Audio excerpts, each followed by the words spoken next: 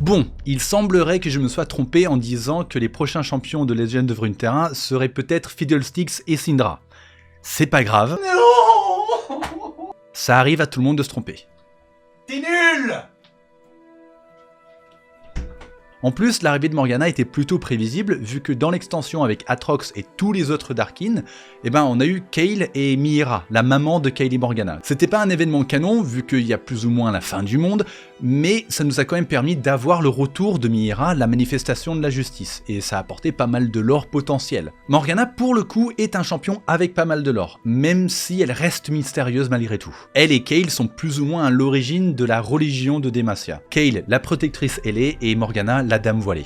Dans le jeu Mageseeker, elle a également une grande importance. On la rencontre plusieurs fois et elle aide Sylas à mettre fin à la traque des mages. Et maintenant, Riot lui rajoute des storylines supplémentaires. Alors j'avais envie d'analyser ce teaser pièce par pièce. I have found such beauty in mortality. J'ai retrouvé tellement de beauté dans la mortalité. Dans cette image, on la voit qui tient la main de Nilah et elle a l'air de se sentir désolée. Donc Nilah, après avoir été aux îles obscures et affronté Mordekaiser, on sait toujours pas qui c'est qui a gagné, elle est partie et s'est retrouvée à Demacia où elle a rencontré Morgana. Pour le coup, je ne pense pas qu'elle soit allée là-bas pour se battre. Morgana, elle est plutôt sympa, ce serait plus une relation comme avec Janna. Et je me dis, peut-être qu'elle la retrouve pour se soigner, après son combat avec Mordekaiser, qui l'aurait mise mal en point. Dans tous les cas, j'aime beaucoup que Nilah, elle soit un petit peu genre le personnage principal de Legends of Runeterra en ce moment, elle se balade de partout. J'avais vu un commentaire, quelqu'un qui disait que Nilah, c'était la Martine de Runeterra. Martine au Freljord, Martine aux îles obscures. Martine rencontre un être démoniaque des profondeurs de l'océan. Je trouve ça marrant. Bref, ce n'est pas la seule storyline qu'on a avec ce teaser concernant Morgana. On retrouve également des gens qui vénèrent la Dame Voilée, des mages qui se cachent des trackers. Miss Moore, look what I can do. It is a delight to watch you grow, Lisa.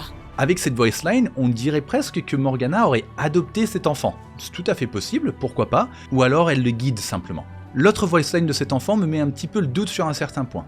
I need to believe that one day things will be okay. J'ai besoin de croire qu'un jour les choses iront mieux. Donc là, ça veut dire soit on est avant la fin de la traque des mages qui se passe dans le jeu Mageseeker, le décret de Jarvan 4 qui signe que la traque des mages doit arrêter immédiatement, soit malgré ce décret, les mages continuent d'être persécutés. C'était une hypothèse que j'avais, qu'il y allait y avoir un large groupe des traqueurs de mages ou des gens de Demacia de manière générale qui allaient refuser ce décret, désobéir à Jarvan 4 et créer leur propre petite milice, des espèces de rebelles qui allaient quand même s'attaquer aux mages pour les faire quitter le territoire de Demacia ou même les tuer. Je me suis dit que dans le MMORPG, ce seraient eux les méchants qu'on rencontrerait à Demacia, qu'il y aurait certainement une ligne de quête, des bases de rebelles cachés un petit peu à travers le territoire et qu'on aurait à les affronter. Mais j'ai prévu de faire une vidéo complète où je parlerai de toutes les conséquences du jeu Mageseeker et qu'est-ce que ça pourrait apporter dans le MMO. Retour à ce petit enfant là. Ce machin, j'ai aucune idée de ce que c'est.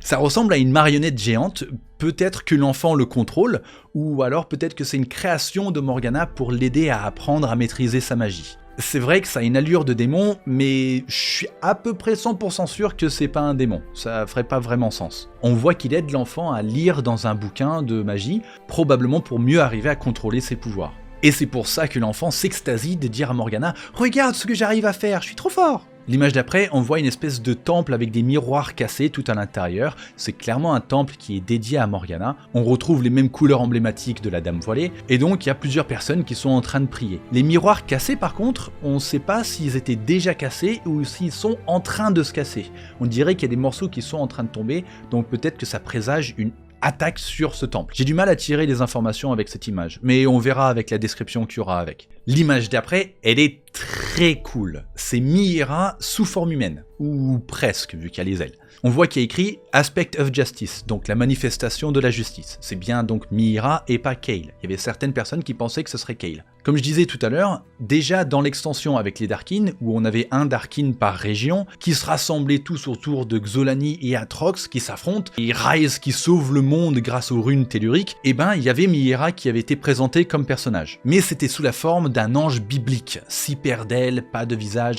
rayonnante de pouvoir. Là on se retrouve plus avec une forme physique de Mira qui se promènerait sur Runeterra, qui interagirait avec les gens. Et quand on analyse un petit peu cette image, il y a quelques petits détails qui devraient vous sauter aux yeux. Déjà, les couleurs sur ses ailes. On a le jaune brillant du pouvoir de Kayle, et aussi le violet sombre du pouvoir de Morgana. Et pareil pour l'épée, il y a du jaune à l'intérieur et du violet à l'extérieur. Dans le lore, cette épée tombe du ciel et se casse en deux, et c'est à ce moment-là, en ramassant les deux moitiés de l'épée, que Kayle et Morgana obtiennent leurs ailes et leurs pouvoirs. Donc là, Mira, elle a encore cette épée, et un mélange des deux pouvoirs. Les pouvoirs de Kayle, avec ses flammes purificatrices de justice vengeresse, et les pouvoirs de Morgana, les chaînes de châtiment et la rédemption. Ça se pourrait que ce soit l'ancienne forme de Mira du coup, celle qu'elle avait au moment de devenir une manifestation et avant qu'elle donne ses pouvoirs à Kayle et Morgana. Au dernier patch, ils avaient fait la même chose avec Ronde, le serpent de magma contre lequel Volibear s'est battu. Volibear l'a tué et sa carcasse, ou la bataille qu'il y a eu entre les deux, a formé la première rivière du Freljord. Donc là, actuellement, Ronde est bien mort, mais ils ont quand même sorti une carte de lui. Il y a d'autres personnages qui ont plusieurs formes à travers Legend of Runeterra, genre Cithria écuyère, après il y a Cithria qui fait partie du détachement hardi, et il y a aussi Cithria qui fait partie de l'escadrille céleste. Donc là ce serait potentiellement la même chose, l'ancienne forme de Mira, mais pas forcément. Ils ont également rajouté une voice line dans le teaser entre Mira et Morgana, écoutez. My absence has made you strong, Morgana. I am strong despite you, not because of you. Own your frailty. Ce qui annoncerait un vrai retour de la manifestation de la justice, un retour canon, pas comme dans l'événement avec les Darkin. Là aussi, ce serait probablement en préparation d'un événement cataclysmique, ce serait peut-être l'élément déclencheur du MMO. On sait qu'il y a plein de différentes menaces à travers Runeterra, mais j'imagine qu'ils les gardent pour des moments clés de leur histoire. Dans la dernière image, on voit que Morgana frappe un tracker de mage, ce qui confirme qu'elle est toujours à Demacia, et rajoute du poids à l'hypothèse que, malgré le décret de Jarvan 4, les trackers de mage continuent de s'attaquer aux mages et de les pourchasser. Du moins, si dans la timeline, on se situe bien après les événements de Mageseeker. Un petit détail intéressant à remarquer, c'est que dans le croquis original de cette carte, elle tient une épée. Mais dans sa version finale, ça a été remplacé par sa magie et des chaînes. Peut-être que Mira a récupéré ses épées en fait, et c'est pour ça que maintenant elle a à nouveau son épée avec les deux couleurs, celle de Morgana et celle de Kayle. C'est possible qu'il y ait une autre interaction avec Kayle, ou d'autres cartes où on voit Mira et Kayle, et elle récupère son épée. Ce serait étonnant, et je pense pas que ce soit le cas, mais c'est quand même une possibilité. D'ailleurs, dans le croquis original de la rencontre entre Morgana et Nilah, Morgana est en train de sourire, elle est pas triste. Là aussi, il y a eu un choix qui a été fait, et ce serait intéressant de comprendre pourquoi. Je vais peut-être aller un petit peu loin, mais peut-être que la citation qu'il y a sous la vidéo, « The divine should liberate, not subjugate », donc le divin devrait libérer et non pas subjuguer, ça pourrait être une référence à Morgana qui voudrait libérer Nilah de l'emprise de Ashlech. Peut-être. Et quand elle voit qu'elle peut pas, ça la rend triste. J'avoue, je vais un petit peu loin, mais les hypothèses, c'est fait pour ça de toute façon. En tout cas, dites-moi ce que vous en pensez.